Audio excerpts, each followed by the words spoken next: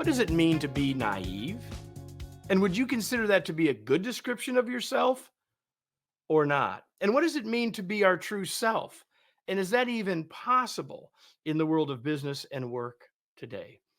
Those are the questions, the deep and important questions my guests and I are going to be talking about today on the next episode of the Remarkable Leadership Podcast, where we are here helping leaders grow personally and professionally to lead more effectively and make a bigger difference for their teams, organizations, and the world.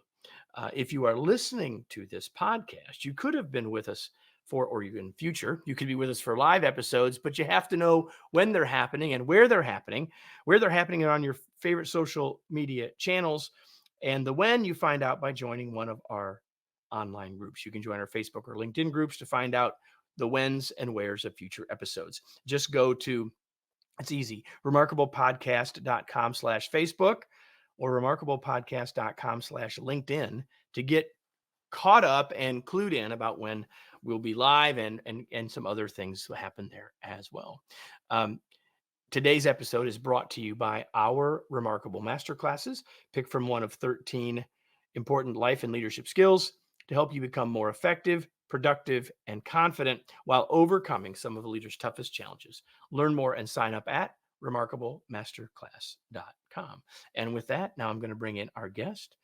And let me get him here. His name is Joshua Berry, and he is a world-class facilitator of change. As an author, speaker, and entrepreneur, and director of Eikenberry, Joshua has spent the last 2 decades evolving the what, who, and why of Fortune 500 companies and venture-backed startups. Along with his team, Joshua has sparked change in organizations like U.S. Bank, John Deere, Procter & Gamble, Nelnet, Emeritus, the Omaha Public Power District, Farm Credit Services America, Blue Cross Blue Shield of Nebraska, and others. He is also the author of the new book, Dare to be Naive, How to Find Your True Self in a Noisy World. Hence all of the questions I shared with you in the open. So Joshua, welcome. Glad to have you here.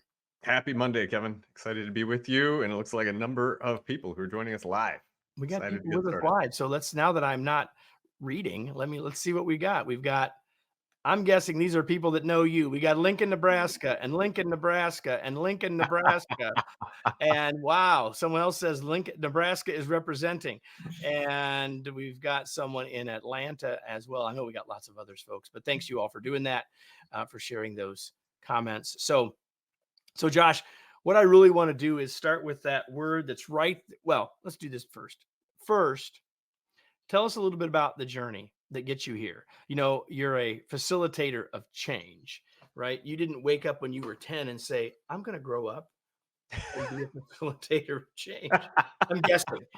You couldn't even spell facilitator when you were 10. Well, I couldn't spell facilitator when I was 10, probably.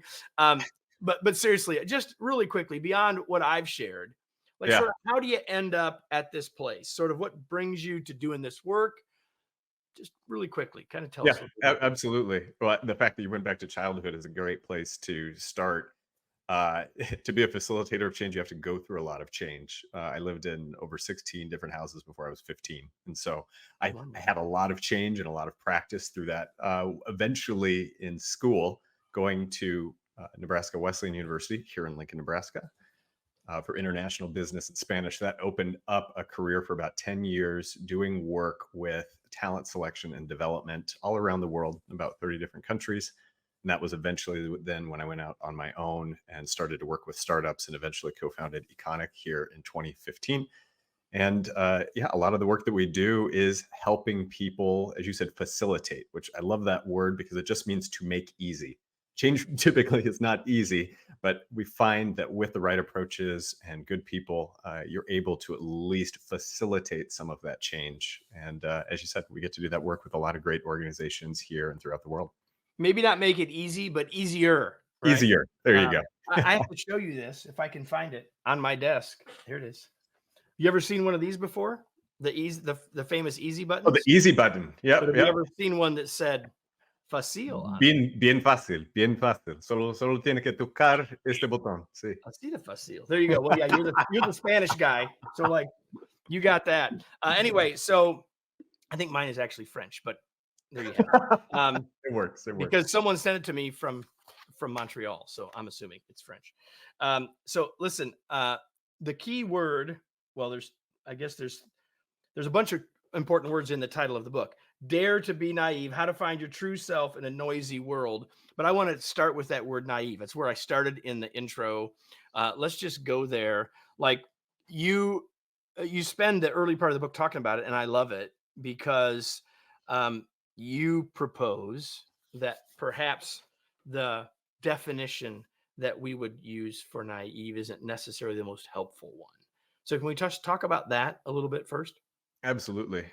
In some of my research of the best leaders out there, what I saw was a propensity that they were using that word naive almost as a shield, right? They would say things like, this might sound naive, but, and that got me into really digging into, well, why are we so afraid of being naive? And some big aha moments when I actually went back to the root of the word naive.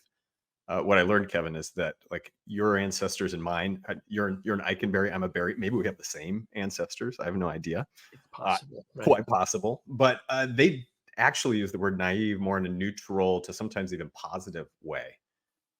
And back then, it meant more like innate or natural or genuine or that thing which you had from the start. And so this idea of daring to be naive, and even when people were using it as a qualifier of like, oh, this might sound naive, what I learned from those people and from a lot of us is that some of these ideas that are often maybe expressed in ideals or optimism or others actually might be coming from a more natural or innate space that we need to maybe dare to be a little bit more of in life. Yeah, I absolutely love that. And you and I have talked about before we went live that I do get lots of books sent to me, and when I saw the word naive, like I said, okay, I know I think I'm going to like this. And by the way, for those of you that are podcast listeners or watchers, and you're not necessarily readers, this is a small book. It's not even full size, so like this is very easy to get into and easy to get out of, if you will. And there's a lot you can get out of it. But I was drawn to that word naive as a starting point. I wanted us to start there. But then in the book, you talk about a spectrum, or what I might actually call it attention, because there's a false Dichotomy look between those dichotomy. It's two. the right word. Mhm, Yeah, a mhm. false dichotomy that's used between the word pragmatic and naive. And so let's talk about that for a second, because I love this idea of these tensions um, a lot, actually, because I think that there's lots of places where we need to look at these tensions differently. And this is one of them. So let's just talk about, well, can I be both pragmatic and naive? Is that even possible? Yeah, to your point, being a paradox or a tension, it's something to manage between those two. So a useful question or tool that I give to people is does whatever you're about to do feel reasonably and intuitively true? Right? The reasonable side, I think it's at that pragmatic side that when maybe overused can come across as extremely cynical or distrusting.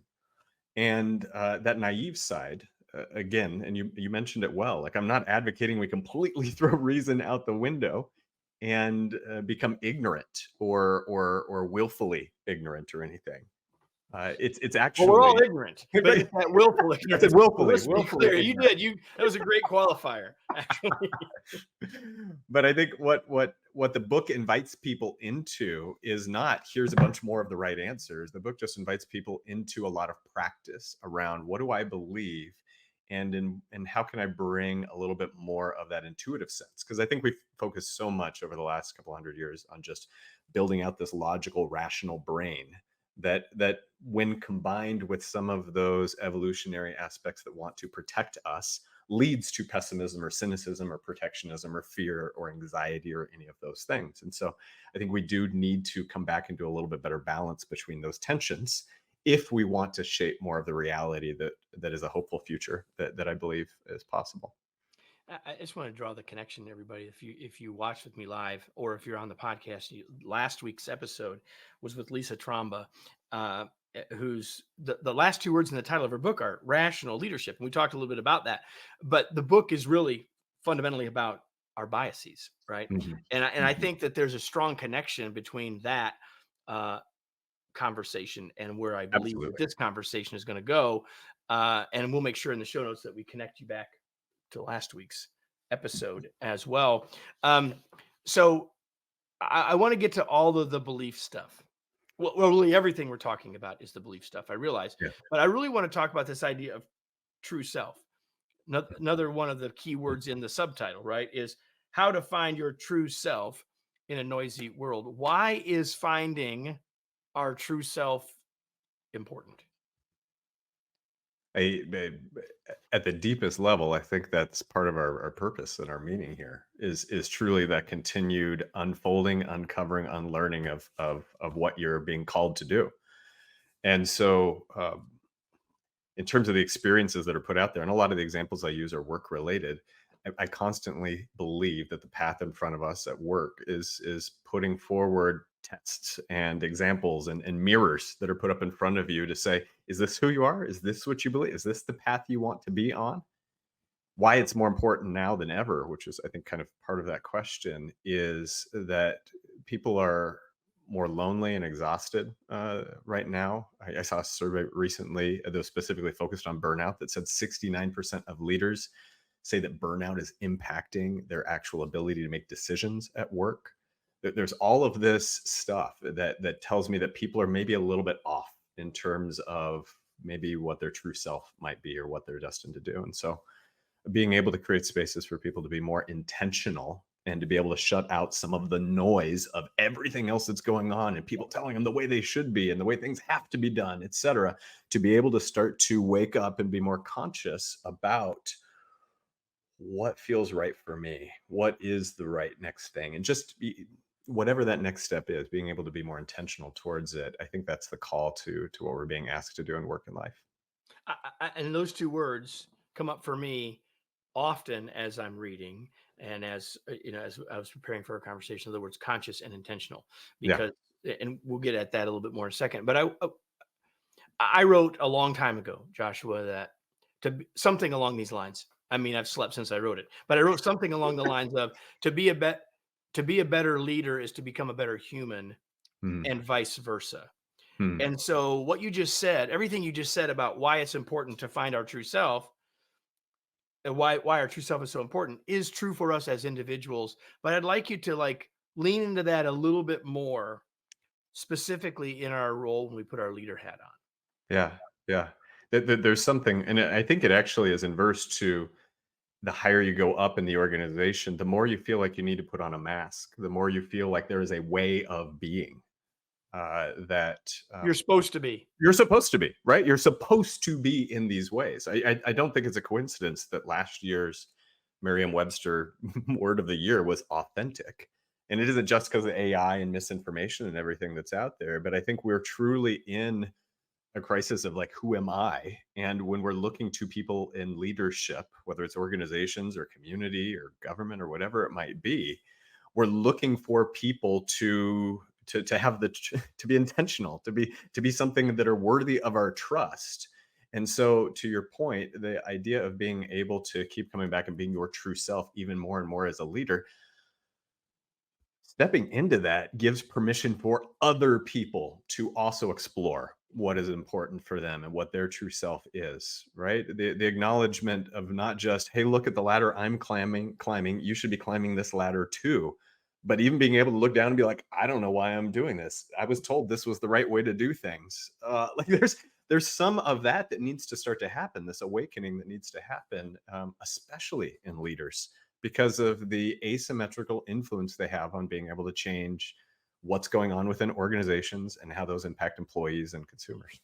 Yeah, and so yeah, so you're talking about the if it's important for us, we can make it more safer for others to do the same Yeah. because we're modeling it. Yeah. But I think there's another piece that we can talk about too a little bit, and that is that when we are our authentic self, when we're our true self, when people see that clarity that comes from us as leaders because we have that or are on the path of that, Yeah.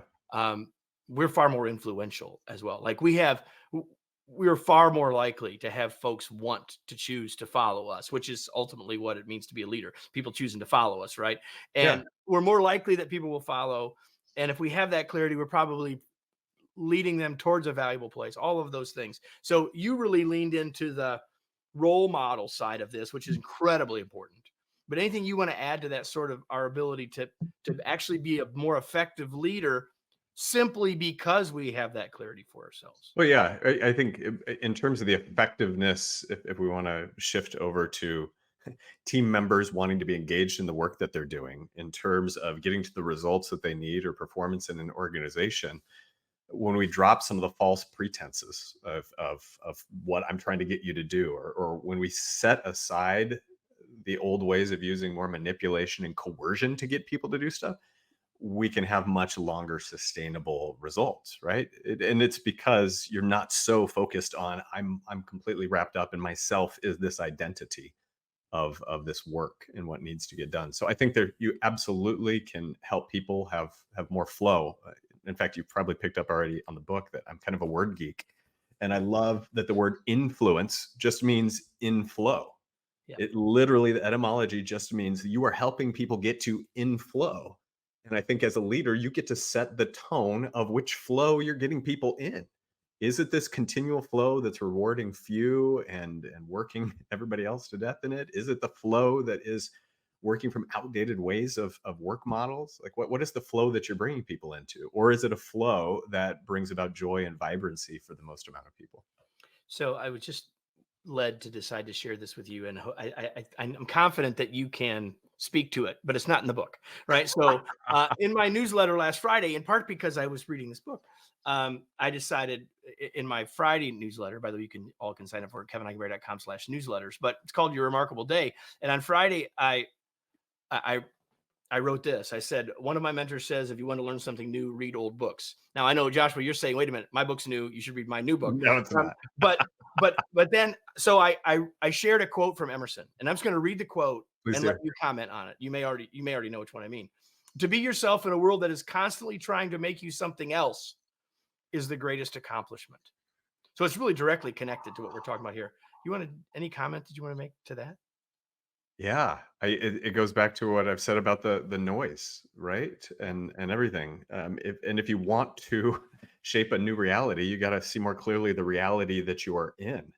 And so the first way to do that is, as you said, to start to be more conscious about what is it that I want to be, and what are all the other influences that are around there, right? I get into the book these 4 questions that Yeah, I that's use. actually where I wanted to go next. So let me Cool. just frame Because it. using that, those questions are a great way to be able to start to clarify where's myself versus what the world is wanting me to get into. Yeah, because it takes us back to what we said earlier, and that's exactly where I wanted to go next, which was that the foundation of all this is, what do we believe? What are Yeah. our beliefs? And you talk about these 4 questions, and that's this, like, so I'll just frame this up, everybody, with this is where Joshua would say, and I agree with him, where our beliefs come from is through these 4 questions. So why don't you just lay those on us? Yeah, yeah. So this is built upon the work by Byron Katie. It's specifically called The Work, and I just massaged it a bit and have applied it more in the business setting here. But it's truly to help us shine more light on how our beliefs impact our actions, and maybe where you even have limiting beliefs. And so those 4 questions, like, let's assume we're talking about back to the leader who's not being able to show up as their true self, and that person says, like, I can't be authentic in my role. Okay, I would apply these 4 questions to it in a coaching session with that person. Where did you learn that belief that you can't be authentic in your current role? That's question number one. Second question, is it absolutely true? Is it absolutely true? Is it verifiably, objectively true that you can't be authentic in your current role?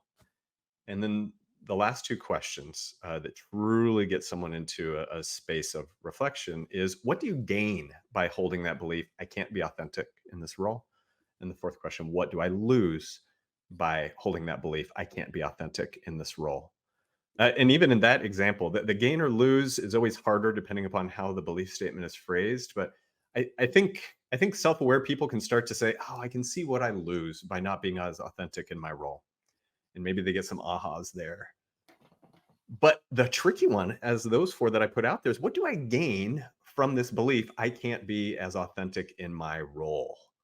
There's probably something that you can really start to uncover and dig into. Maybe this individual is saying, like, what I gain is I hold myself back. I don't have to be vulnerable in this situation. It actually makes it easier potentially right, Hold that I on. do this? And It none feels of safer, feels right? safer. None of those questions push you to say, and now what are you going to do? And what's your action? It's just the very first step of this. If you're trying to reflect on what is my true self thinking and feeling there, it's orienting more honestly, right, to a belief that you have and that you've held up in the past. And I think the second question is so important. Like, is this objectively true? Because especially if you're a leader who on that tension of pragmatic versus naive leans more to Mhm. that pragmatic side. Mhm. Um, then when you can sort of shine the rational light on the belief to say, is this really objectively true? Can you prove that that's true? Yeah. I think that that kind of a question it will open people's eyes, minds, hearts. Because until that question is answered, you can't. The next two are even harder. That's my take. What 100%. And I'm trying to recall, did you ever read the book Humankind? I I did. can't recall the author who wrote that. Um, We'll make sure that we put it in the show but notes. It's put been that in in the. there. We've had other authors, by the way, or other guests mention that book. We'll make sure we put that. So Humankind, why fabulous. I pull it out is it's a great book, and it's hopeful history. I think is maybe even the subtitle of that book. A hopeful history of Of something. Yes. people something. Yep. But my point in bringing that book up is that it takes this long held belief by a lot of people of maybe people are innately bad, and it uncovers and goes through rational examples time and time again during wars, during crises, during all of these sorts of things, and highlights no, actually, time and time again, people show up decent, and like at the core, people are innately good. And yet, if you just held that as well, this is the commonly held belief, which there's a ton of studies that he cites in there too about most people assume other people will do wrong, but they don't assume that about themselves. Yeah. Well, even if you hold that to a distance, it actually does play out that most people are inherently good, and acting from that is an all right thing. So yeah, it's a good book and a fascinating dig into that. So I want to tell everybody that this idea of basically asking these questions, examining our beliefs, to me, that's the one thing I will take from this book. Like, how do I do that? What are those beliefs that I hold? And we'll just take it since this is the Remarkable Leadership podcast. What are those beliefs that I hold as a leader, and how do they end up influencing me in my work? If we don't, we have to be intentional to ask ourselves those questions because otherwise they're just the sound those beliefs are the soundtrack of what we're going to do every day, right? Yeah. And Mhm. so we have to stop, we have to reflect on them, and you not only tell us to do that in the book, but at the end of every chapter you have a process to help us do that. So Yep. you just want to talk about that. I mean, you can talk about how to do it, Sure. and unpack that, and maybe just give us another one of them, right? You just gave Yeah. us one, and just let's just sort of talk through that third party a little bit. Sure. The idea of applying those four questions, when you start to get used to it, and the way that it works, just to cue it up for each chapter, as you said before, it's a pretty easy read. The audiobook finally got put up on Audible and Spotify this weekend, so you can go see it. It's less than a 4 hour listen. Um, and in those questions at the end of the chapter, they take all the anecdotes and stories from a particular chapter, and then they say, well, what do you actually believe here, and how do you do it? And the chapters cover everything from trusting people too much, right, uh, and prioritizing employee growth, maybe even over company growth, and a number of things that are out there. But the whole point of the book and those things isn't to say, and now that's the right way to do it. In fact, our PR firm kind of jokingly called me the reluctant thought leader because I said, I honestly don't want to write a book that tells anybody like that's wrong, this is the right way to do it.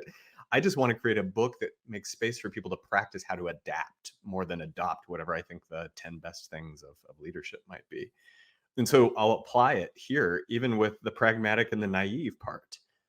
We could take either of those things and say, you should be more pragmatic. Okay, where did you learn that? Is it true? What do you gain and what do you lose by holding that belief? You should be more naive. Where did you learn that? Is it true? What do you gain and what do you lose? You will always gain or lose something because beliefs are our best guess at reality. And so the whole idea is people could say, "This show with Kevin and Joshua is amazing." Great. Where did you learn that? Is it true? What do you gain and what do you lose by Wait a minute, holding all it? three the first yeah, of course, right?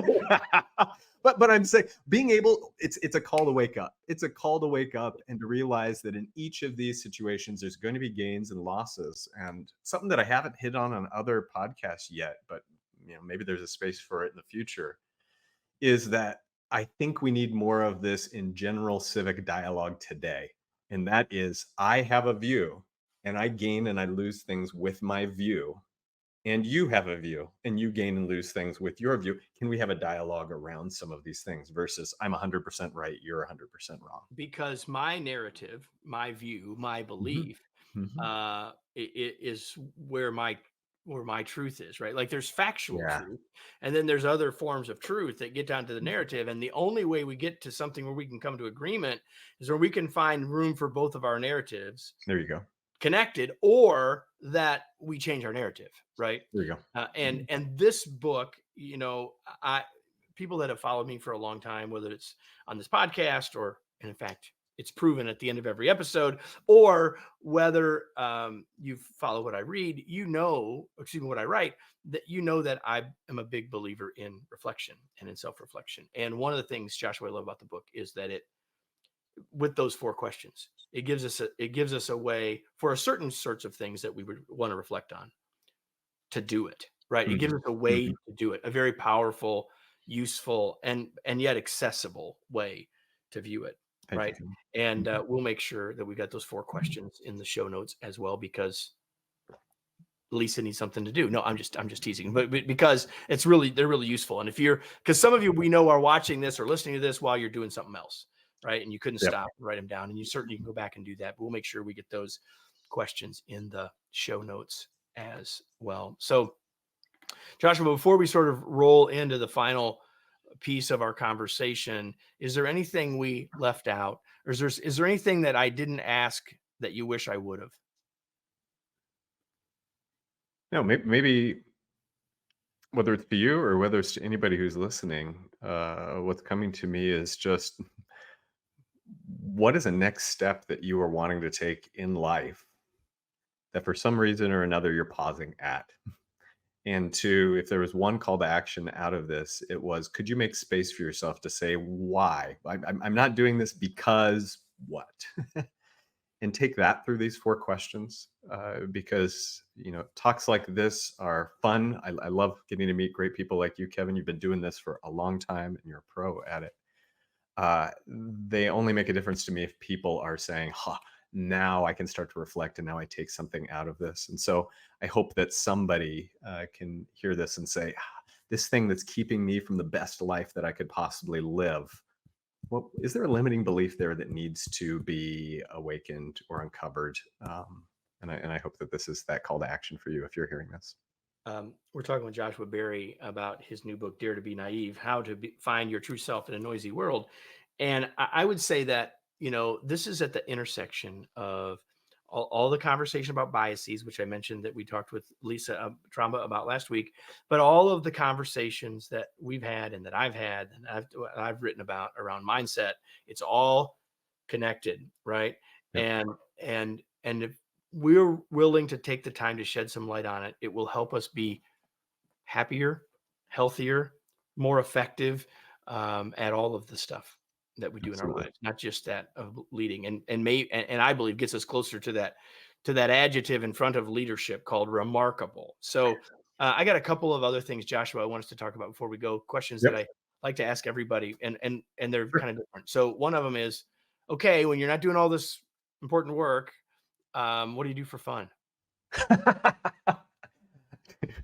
I read. I read a lot. I love to read. I always have 7 or 8 books going on at once. So I read a lot. I play bass guitar, which I enjoy. And then we have 4 school age kids that are 10, 12, 14, and 16. And so right now, a lot of our fun revolves around their activities and the things that they're doing. And some of your frustration in some cases as well. I'm just saying, mine are older than that. I can say that. And yet, a tremendous time in life. And so it's awesome that you get to spend time with them. So, speaking of reading, Mhm. what is something you're reading now? Like we've already talked about humankind. What would you add to that list that maybe you're reading or have recently read? We don't have time for We all don't have 7. time for all of them. I'll throw 2 book indie type ones out there. I'm really enjoying Outlive by Peter Attia. If you haven't read that, it's the art and science of longevity and how we can continue to increase our health span as well as our lifespan. So, a lot of great ideas there that I've taken away. And then the second one, uh, To Bless the Space Between Us by John O'Donohue. So on the very opposite other extreme, it's a book of blessings from that Irish author that is wonderful and very contemplative. Love that. Thank you very much. We'll have both of those in Mhm. the show notes, as I mentioned before. So now what's the question that you most want me to ask, even though you said you're reluctant? Like, where do you want to point people? If people want to learn more about you, your work, Sure. the book, where do you want to point people? What do you want to tell people? I'm most active on LinkedIn, so you can find me, follow me, connect with me on LinkedIn. Obviously, there's a number of people already here from LinkedIn or heard about this from that, so keep doing that, please. You can go to the website for the book, daretobenaive.com, and that has additional information as well as a worksheet that you can download that is a nice study guide with it. We also have a book club worksheet in there that's been getting requested more and more. And then our organization's website, Econic, econic.co, econic.co. I'm sure there's other websites out there too that are connected to it. But and then just a plug again, as I said at the beginning, we recorded the audiobook back in October. It'd been taking a long time to work through all of the channels, and it finally one of my kids showed me that it was up on Audible and Spotify this weekend. So I'm excited for that to be out there. And did you read it? I did. So if you'd like to hear about Dare to Be Naive, I you love can that. grab So me as the that's been narrator. on my list, and so I believe that my next one, that's what's going to happen on Oh, it was so my fun. next You read. should So totally do it, Kevin. yeah, I've It been wanting was fun. to, and I expect that that's what's going to happen next. We've had a number of other people join us as we've gone. I haven't had the chance to get to show all those comments. I appreciate all of you being here. But listen, there's a question that is totally related to what we've been talking about here that I ask at the end of every single episode. It's my favorite reflective question. It is simply this: now what? Like, what are you going to do with this? It's one thing to have enjoyed this. It's another thing to have nodded your head and go, yeah, that's good. It's very different from saying, I'm going to take a belief and I'm going to analyze it using these 4 questions, or I'm going to go get a copy of this book, or I'm going to go do whatever it is that was mentally highlighted or was literally written down by you during the last 34 minutes. Like, what are you going to do with what you got? That's the key, because until you do that, this will be nothing more than enjoyment. And while we hope you enjoyed it, there's a lot more to take from it than that. So listen, I want to thank you, Joshua, for being here. It was super fun to get to know you a little bit and for us to share some time after having read your book, and I'm confident that everyone that's joining us, whether they're with us now live or with us later, whether it's later video or audio, would be thanking you as well. So thanks so much for being here, Kevin, this was great. You've been a great host. Thanks, everybody. And for everybody who joined and will listen to it later, thank you so much. I really appreciate you all. and with that, everybody, I hope you found this useful. If you did, tell somebody else. Leave a comment on the on whatever podcast channel you happen to be listening to this on. If you're not subscribed to this podcast, do that as well. You know all that stuff. Just make sure you come back next week for another episode of the Remarkable Leadership Podcast. We'll see you then.